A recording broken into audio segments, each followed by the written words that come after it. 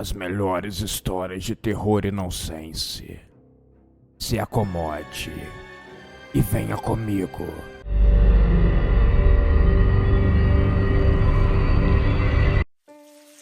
Do nada, sem uma explicação plausível, um objeto surgiu no nosso planeta. Ele era invisível e estava intrigando os cientistas de todo o mundo. Ele poderia estar em vários lugares e ao mesmo tempo, adquirindo formas e tamanhos diferentes. Ora, ele aparece em uma estrada, fazendo um carro se chocar contra ele em alta velocidade e explodindo e matando o motorista na hora. Ora, esse objeto aparecia nos céus, fazendo o avião colidir e explodir. Nos mares, fazendo grandes embarcações baterem nele e naufragarem. Pessoas estavam morrendo. Governos estavam tendo prejuízo.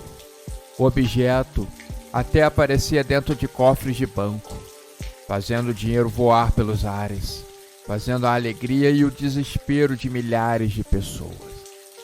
O fato é, esse artefato alienígena, ou seja lá o que for, apareceu na Terra com o único intuito de causar o caos, que ele tem conseguido. As pessoas não saem mais de carro de casa, e os voos ao redor do mundo estão cancelados. Tudo que era de mais seguro deixou de ser, tornando o ser humano bitolado e incapaz de saber o que fazer, com medo de andar em casa e tropeçar no objeto invisível. Milhares de pessoas trabalharam nesse caso, querendo achar uma solução possível para voltar a trazer uma certa normalidade ao mundo, antes que este se acabe em uma baderna eterna. Um problema complexo que precisa ser solucionado para que o mundo volte a ter paz.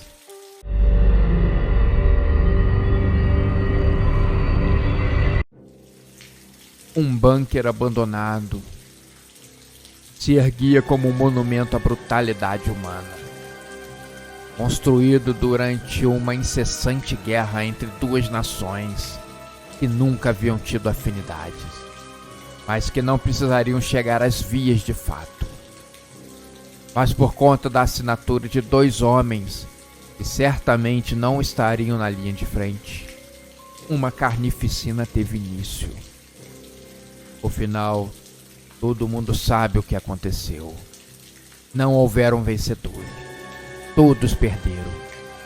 O local era agora um refúgio para aqueles que buscavam adrenalina e revivenciar um passado tenebroso e cabuloso da história.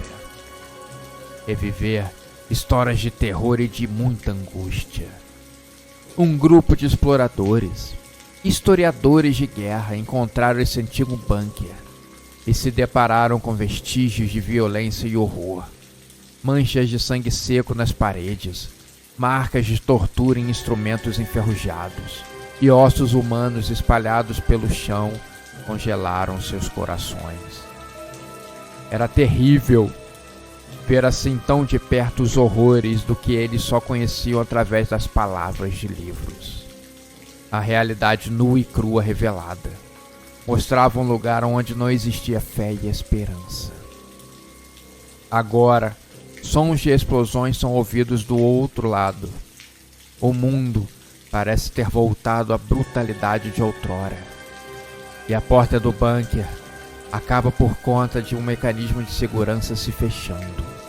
Com os historiadores, como eles não eram daquele lugar, várias torretas automáticas se ligaram, matando os homens, sem darem tempo deles respirarem. A guerra parecia ter voltado, fazendo novas vítimas.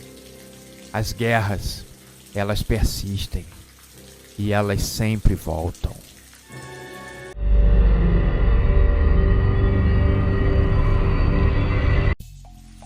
Uma jovem, apaixonada por roupas extravagantes, vasculhava uma loja de usados em busca de um traje para uma festa fantasia. De repente, seus olhos se depararam com um vestido longo e negro, adornado com rendas delicadas e um véu de veludo. Foi amor à primeira vista. Ela sabia que compraria na hora. Na noite da festa, se vestiu com vestido. Colocou dentes postiços, uma maquiagem bem sinistra, e se intitulou como Elvira, a rainha das vampiras, se transformando assim em uma figura elegante e sedutora. Ao chegar na festa, todos ficaram impressionados com sua beleza e charme. A sua fantasia estava chamando a atenção. Todos só tinham olhos para ela. A jovem estava se sentindo poderosa e irresistível. Parece que a roupa dava uma energia a mais para ela. Era como se o vestido tivesse despertado uma força interior que ela nunca havia conhecido. Ela dançou a noite toda, hipnotizando a todos com seus movimentos graciosos e o seu sorriso enigmático. Até os passos mais difíceis que ela achava impossível, estava conseguindo realizar, para sua surpresa. Algo acontecia na surdina e ela não sabia, mas o seu vestido, aos poucos, estava se fundindo com a sua pele, confundindo a sua cabeça e amaldiçoando todos os aspectos da sua vida. Essa euforia seria passageira. A danação da sua alma seria eterna.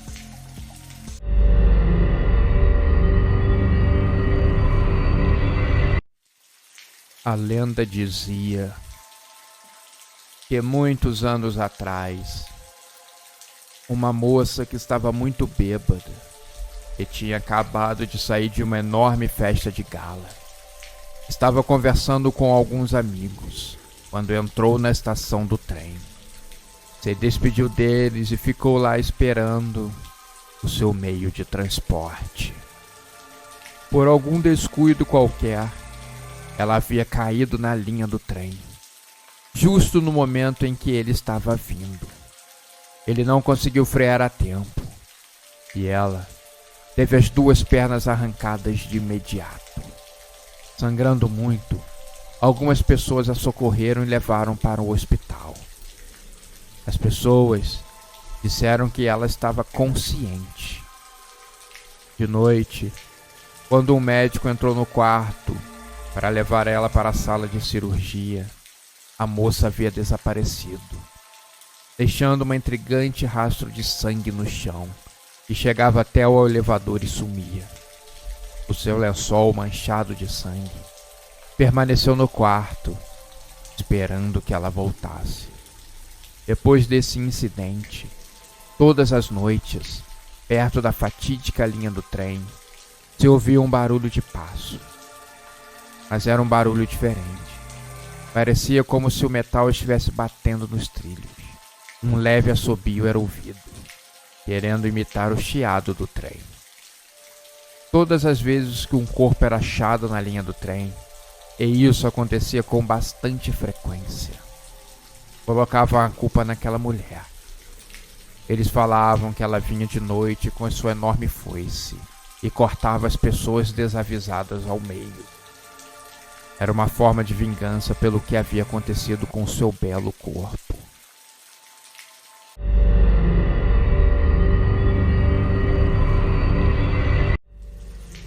O pai de Bárbara, um homem sério, mas que nas horas certas sabia fazer as pessoas darem risada, convidou sua filha para que viesse em sua casa jantar. Seria uma ocasião especial, ele deixou bem claro. A moça, então, que morava em uma outra cidade vizinha, dirigiu até a casa dos pais. Chegando lá, assim que a janta havia começado, a sua mãe anunciou que tinha um comunicado importante, o que fez Bárbara regalar os olhos. Bárbara, minha filha, eu estou grávida. Você vai ganhar um irmão ou uma irmãzinha. Ainda não sabemos o sexo da criança. Seu pai, nessa hora, se levantou e bateu palmas bem animado. Bárbara estava pensando que a sua mãe já passava dos 40 anos de idade. Era arriscado ter um filho a essa altura, mas a jovem guardou essa informação para si. Com certeza eles sabiam dos riscos. Quando Bárbara havia nascido, tinha sido uma gravidez super complicada. Agora, a jovem temia pela vida da sua mãe. Depois que a janta terminou, em um clima festivo para os pais e pensativo para ela se despediu deles, entrou no carro e dirigiu de volta para casa. Mas, no meio da estrada, preocupada e até um pouco animada com a situação, ela estava distraída e acabou batendo em um animal que estava atravessando a pista. Seu carro capotou por diversas vezes. Desorientada e com um filete de sangue escorrendo por sua testa, ela começou a se arrastar para fora do carro.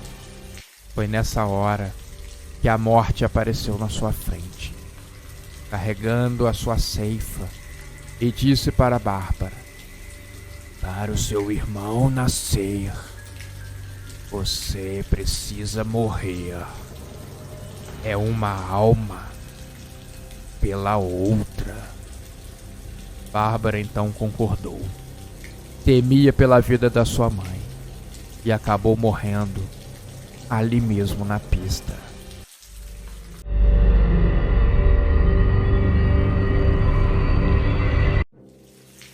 Ele finalizou a gravação de mais uma cena para a novela.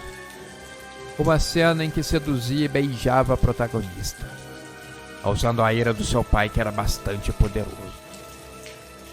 Ele era um jovem ator, estava no auge do sucesso, um dos protagonistas da novela de maior audiência, que passava no horário nobre da televisão. Esse ator, ele era bastante querido e requisitado.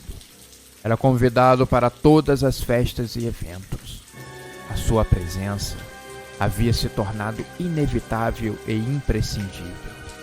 Ele tinha que aproveitar aquele momento de fama, que normalmente é passageiro, como um sopro. Como o amor anda de mãos dadas com o ódio, ele também despertava a inveja de muitas pessoas que queriam estar no seu lugar e poder desfrutar da sua fama. Se despedindo das pessoas, ele saiu do prédio da emissora e foi ao estacionamento e entrou no seu carro. Foi o último momento em que viram ele com vida. As câmeras captaram todos os seus movimentos. Enquanto ele estava dirigindo, parou o carro para abastecer um posto de gasolina perto da emissora. Nessa hora, quando ele estava distraído olhando para uma carta de uma fã, alguém veio por trás e o sedou, levando para um outro lugar mais reservado. Seu corpo foi encontrado no dia seguinte em uma praça na cidade, cerrado ao meio e com um corte que atravessava de orelha a orelha, dando a impressão que ele tivesse morrido sorrindo. Um crime que chocou o país, fez todas as pessoas da nação chorarem.